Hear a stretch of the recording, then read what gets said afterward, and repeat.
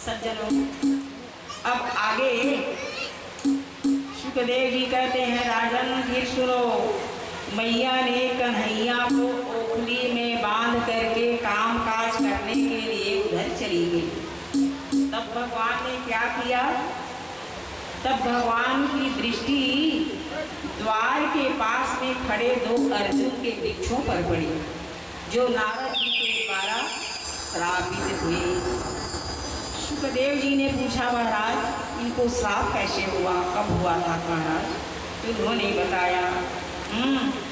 उन्होंने बताया कि कश्यतां भगवन्नित्तयो शापस्य कारणं एतद्विगर्हितं कर्म येन वा देवर्षिस्तमः।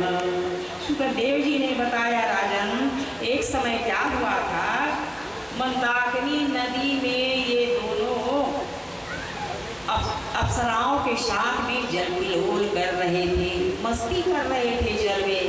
उसी समय नारद जी आ गए। अब इतने बड़े देवर्षि आए तो इन्हें शर्माना चाहिए ना। अप्सराएं तो बेचारी शर्माई, परंतु ये दोनों बेशर्म की तरह खड़े ही रहे।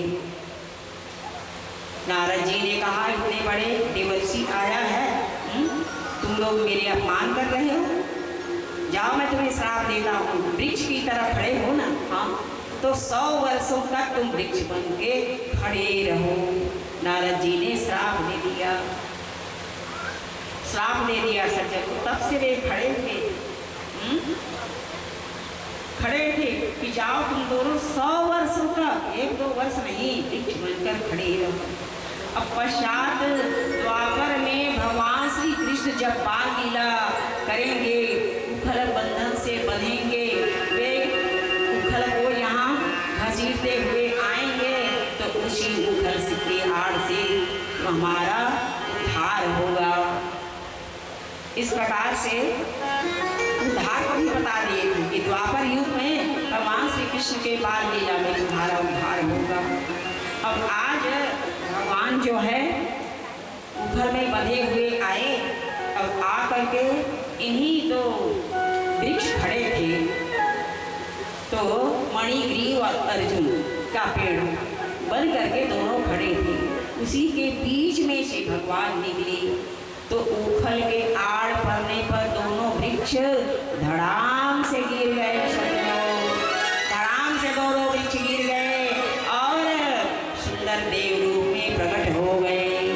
भगवान का चरण स्पर्श जो ही हुआ सज्जनों, क्यों ही वे देव के समान हो गए और भगवान के शरण में गिर गए। भगवान को प्रणाम करके उन्होंने क्या किया, अपनी अलकापुरी को चले गए। अलकापुरी को चले गए। बोलिए भक्तवत्सल भगवान की।